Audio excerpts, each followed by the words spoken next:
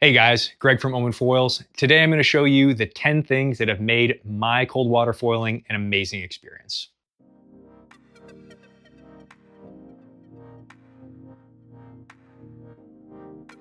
So I'm coming from a kite surfing and surfing background and just fallen head over heels in love with winging. On our southern coast of Vancouver Island, it has so many practical advantages to kite surfing, just in terms of the places along the coast you can access, the safety in terms of paddling yourself in if the wind completely shuts down.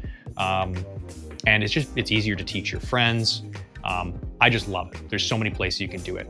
But pretty soon after starting winging, I noticed there was two definite disadvantages. The first was getting through nasty shore break, which we'll talk about in a later video. But the second is that my damn hands got freezing cold if I wasn't wearing thick gloves. And if I wore thick gloves, then my arms got completely pumped in like 10 minutes of riding. So this video is really gonna be focusing on addressing that point as well as other creature comforts. So the progression I use with gloves is I start with these little thin gardening gloves when it's really mild, but I would just want a little bit of wind protection. These things have amazing grip and dexterity, but the workhorse of my kind of glove quiver is the 1.5 millimeter Psychotech gloves from O'Neill. That's kind of what I'm using most of the time when I'm cold. A tip I give you for those is, when I was in the military, I liked my gloves to fit really snug so you'd have maximum dexterity. Whereas with any neoprene gloves, you want to size them a little bit larger than you might want to, just because then you're not cutting off your circulation to your hands, and it also allows them to fold over those wing handles better. So for me, the 1.5 millimeter is kind of my standard for that kind of 7 to 10 degrees Celsius. The next step up are these bad boys from this company called Glacier Glove. So these things are called the Perfect Curve, and they've got this curve built into them, and they're super warm. So if it's really cold, like below 5 degrees, that's what I'm wearing. I had to make a small modification. They had this Velcro strap around them, which didn't allow the wetsuit to seal properly. So I removed that and did some, just some aqua seal, as well as I split the seam here and tightened that up. So at some point I should contact them and ask if they'll make a wing specific glove, but that glove kind of fitting pretty loose. It's just so easy to close the hand and you don't get that forearm bump, but that's really only for, 5 degrees and below that I need that. I much prefer using my 1.5 millimeter gloves.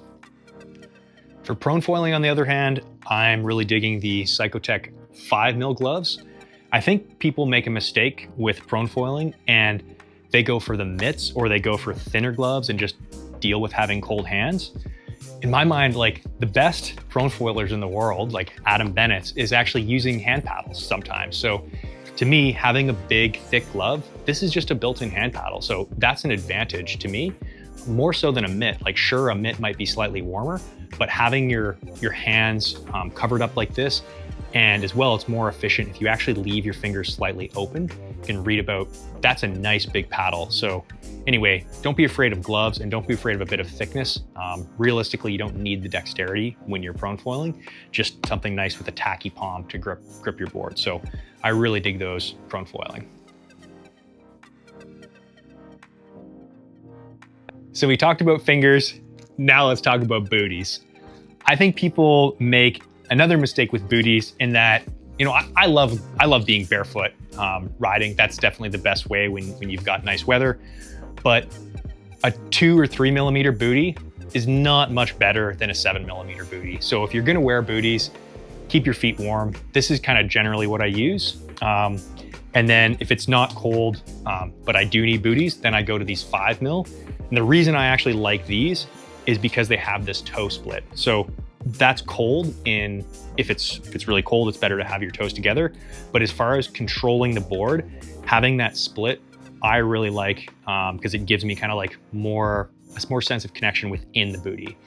Another tip on that is if you're trying on your booties in the shop, you want them to fit quite tight because they do loosen up when you get water in them. And there is nothing worse than a loose, sloppy booty. So obviously I've got an O'Neill bias, and this is the reason why. There's wetsuits. So I've never found anything that is that stretchy. And what that results in to me is a suit that's more comfortable, fits me better, and ultimately is warmer. So this is what I use most of the year for winging and prone foiling. It's called the Mutant. I like how it's got this detachable hood, so I can have a hoodless wetsuit in the summer and then throw the hood on in the winter. So even for prone foiling, this is fine when it's quite cold because I'm really active. Whereas for winging, because my hands are my biggest concern, I want thin gloves, but I want my hands to be warm, I upgrade to their 5545 suit. The reason I'd recommend upgrading your suit for winging, you want to overheat your core because that will vasodilate and then you're going to get more blood flow to your hands. So you can actually get away with thinner gloves if you overheat your core. So the last thing I'll say on wetsuits is the importance of a hood in the winter. When the water is cold and there's wind, surfer's ear will sneak up on you. So if you're not going to wear a hood, definitely wear earplugs. I actually just had ear surgery for my ear drum being repaired, as well as my surfer's ear being drilled out. You can see where they cut off my ear there. So definitely wear one of those. Because I've had so many issues with it, I'm going to do a specific video on the different earplugs I've tried and which ones I enjoy best. But for now, I just didn't want to leave that out. Something to protect your ears in cold water is super important. Another way you can use blood circulation to give your hands a quick boost in warmth through your session is to use that centrifugal force to drive blood into your hands. So if I'm sitting on the water, I'll often just go like this to bring blood out. Or if I'm out of the water and trying to warm my hands up before a session, I'll use this trick that I learned in the military, which is you take your hands and you whip them around as hard as you can, and you can just drive blood out into your hands. You can actually feel it just even at room temperature. Your hands will almost overheat from all that blood being pumped into them. So I use a harness line even when the conditions are perfect and it's warm and beautiful outside, but it's even more important when it's cold to be able to give your hands a break when you're wearing any sort of gloves. The other thing I would say is that when you're winging, your hands are exposed to cold, high pressure air moving on the inner surface of your wing, and as well as they're elevated, so the blood is draining out of them. So being able to take one hand off, rest your forearm from getting pumped out, and drop it down is just gonna get more blood into your hand and warm it up further. So I've tried a few different things for the harness line. Right now I'm just using a piece of cordlet from rock climbing around my handles and hooking that into a hook. I like this system. I don't love it. I think there's better solutions out there. I've actually been wondering if I've gone too minimalistic and the kind of heavier, stiffer windsurfing harness lines are better just for consistency of hooking in and hooking out in really strong gusty wind.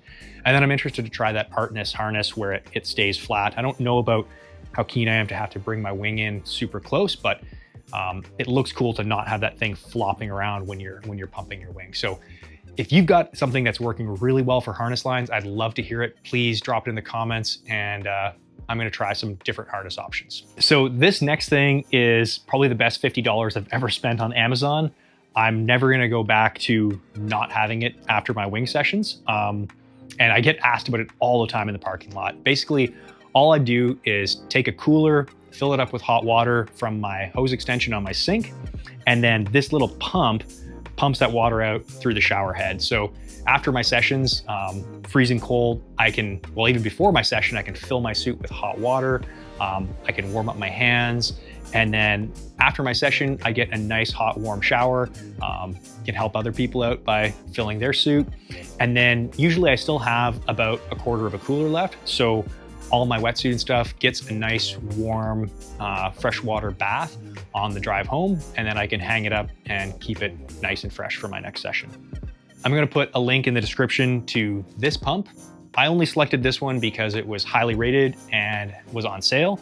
So follow that link or find another option. But the point is you wanna have a cooler and some sort of pump to get the hot water into you. Another low-cost item that really improves the après foil experience is just a foam changing mat. So you can grab this from your gym or steal it from your kid's playground, but basically it insulates your feet from the ground and it keeps all your wetsuit and gear nice and clean as you're changing. So when you throw it in your warm cooler, it doesn't get filled with dirt and grit and sand. So I also wanted to mention boards. I've often been promoting people getting on smaller boards, and our boards are designed to get people up on foil as easy as possible. So the question often comes to me is like, what size board should I be on? And I've given some people rules, like for your kind of like everyday board, your sinker, 60% of body weight in kilograms is a great metric, at least for our boards. But the key rule here for sizing your board is you want your board to be as small as possible, but you're not afraid to fall. Because if you're holding back and you're riding because you know you're gonna be struggling to get back up, then your board is too small. So I'd even doubly recommend that in cold water. You wanna be on a board that you're pushing it, you're still riding aggressively and playing and having fun and knowing that you can get on your board and back up to foil easily. Because if you're just safety surfing in cold water, that's a boring experience and you're gonna get tired of it. So size your board and select the equipment that's gonna be able to get you back on foil quickly so that you're not spending a ton of time fighting and struggling in the cold water and gusty wind. So I'd be remiss if I didn't mention the changing poncho. My changing poncho is pretty basic, but if you guys have a recommendation for one that's changed your life and is way warmer or comfortable or better in some way, drop that in the comments because I'd love to check it out. There was a saying in the military that any fool can suffer in the field, but an intelligent creature sets himself up to thrive. And I think that's very true with foiling. Get yourself the best equipment and comforts you can afford, set yourself up for success, and foiling in cold weather is gonna change from something you do to maintain your skills to something you look forward to and are excited by and challenge yourself with. So if you guys have any comments, questions, love to hear about it in the comments. Love to hear about any other tips, because I know there's lots of people out there that have other ways we can make ourselves more comfortable out there. And if you like this video, please subscribe to our channel for more foiling content. Thanks, guys.